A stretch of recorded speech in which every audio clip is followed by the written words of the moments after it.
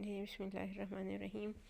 जी students, आज के lecture में हम डिस्कस करेंगे एंगुलर एक्सेलरेशन के बारे में और फिर रिलेशन डिराइव करेंगे between linear and angular motion, यानी लीनियर और एंगुलर वेलोसिटी और लीनियर एंड एंगुलर एक्सेलरेशन के दरमियान।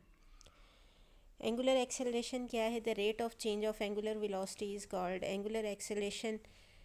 जैसे हमने लीनियर एक्सेलरेशन पढ़ा था, rate of change of linear velocity, यहाँ पे rate of change of angular velocity आएगा। और एंगुलर एक्सेलरेशन को हम अल्फ़ा से रिप्रेजेंट करते हैं and it is equal to delta omega over delta T.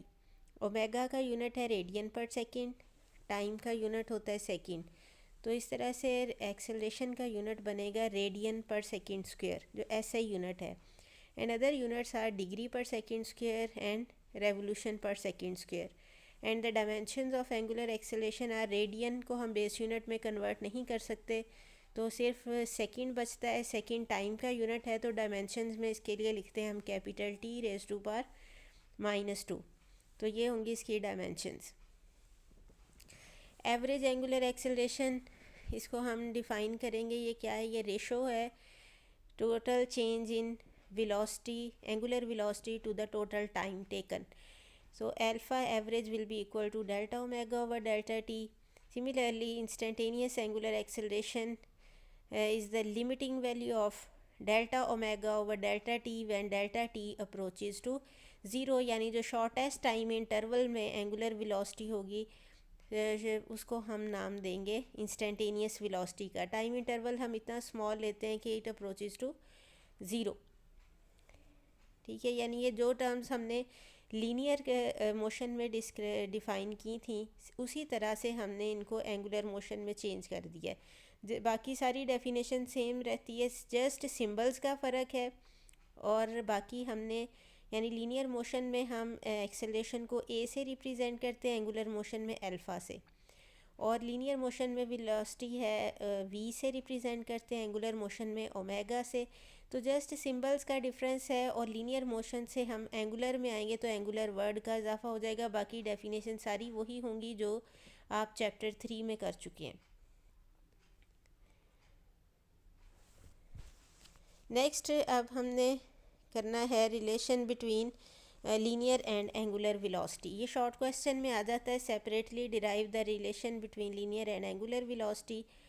हमने प्रीवियस लेक्चर में डिराइव किया था relation between linear and angular displacement S is equal to R theta. अब देखें, अगर चेंज आएगा लीनियर डिस्प्लेसमेंट में, यानी आर्क लेंथ में चेंज आएगा, यानी बॉडी सर्कल के अलॉन्ग मूव करेगा तो आर्क लेंथ चेंज होगी, तो इसका मतलब ये है कि जो सेंटर पे एंगल बन रहा है वो भी चेंज होगा। तो हम लिख सकते हैं delta S will be equal to R into delta theta, यानी जब एस चेंज होगा तो थीटा भी चेंज होगा। अगर हम दोनों साइड्स को डेल्टा टी से डिवाइड कर दें तो delta S over delta T will be equal to R delta theta over delta T. Delta S over delta T is equal to V है, ये लीनियर वेलोसिटी है, rate of change of displacement, and delta theta over delta T is angular velocity. और तो फिर यहाँ से relation बन जाता है लीनियर और एंगुलर वेलोसिटी का, v is equal to R omega. इसी तरह से हम रिलेशन डिराइव कर सकते हैं between linear and angular acceleration. जैसा कि अभी हमने रिलेशन निकाला है v is equal to R omega. देखें, जब वेलोसिटी लीनियर वेलोसिटी चेंज होगी तो एंगुलर वेलोसिटी भी चेंज हो जाएगी। जो लीनियर वेलोसिटी है एंगुलर मोशन में, हम उसको टेंजेंशियल वेलोसिटी भी कहते हैं, क्योंकि जब एक बॉडी सर्कल के अलॉन्ग मूव कर रहा होता है तो उसकी जो लीनियर वेलोसिटी की डायरेक्शन होती है वो हमेशा अलॉन्ग द टेंजेंट होती है। वेलोसिटी वेक्टर है तो वेक्टर हमेशा स्ट्रेट लाइन के अलॉन्ग होता है। तो जब भी कोई कर्व पाथ होगा, जैसे सर्कल होगा, पैराबोलिक शेप होगी या कोई भी कर्व होगा, तो वहाँ पे जब हमने वेक्टर की डायरेक्शन को शो करना होगा तो वो हम हमेशा लेते हैं अलॉन्ग द टेंजेंट। तो इसीलिए जो लीनियर वेलोसिटी है उसको सर्कुलर मोशन में हम टेंजेंशियल वेलोसिटी का नाम भी देते हैं, या सिंपली वेलोसिटी भी कह सकते हैं अदर, और टेंजेंशियल वेलोसिटी भी कह सकते हैं। So v is equal to R omega है हमारे पास। तो जब लीनियर वेलोसिटी चेंज होगी तो फिर इसके कोरेस्पॉन्डिंग एंगुलर वेलोसिटी भी चेंज हो जाएगी। So delta V will be equal to R into delta omega. अगर हम दोनों साइड्स को डेल्टा टी पे डिवाइड कर दें तो हमारे पास आएगा delta V over delta T is equal to R delta omega over delta T.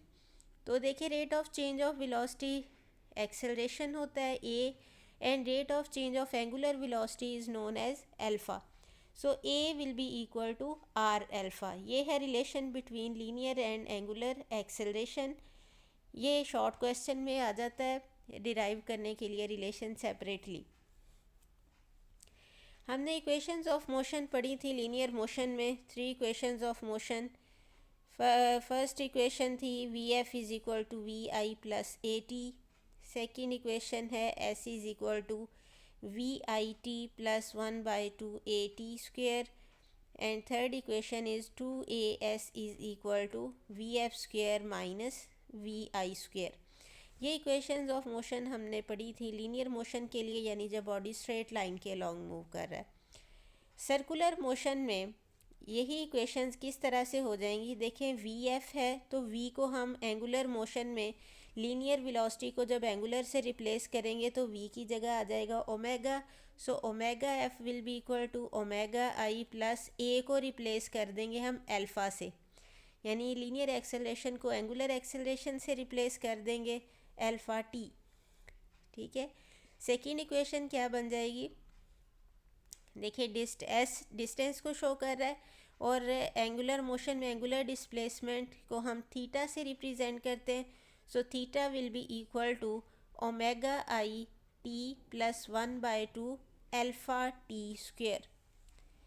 इसी तरह से थर्ड इक्वेशन ऑफ मोशन में ए को रिप्लेस कर देंगे हम अल्फ़ा से, एस को रिप्लेस करेंगे थीटा से। 2 alpha theta is equal to omega F square minus omega I square.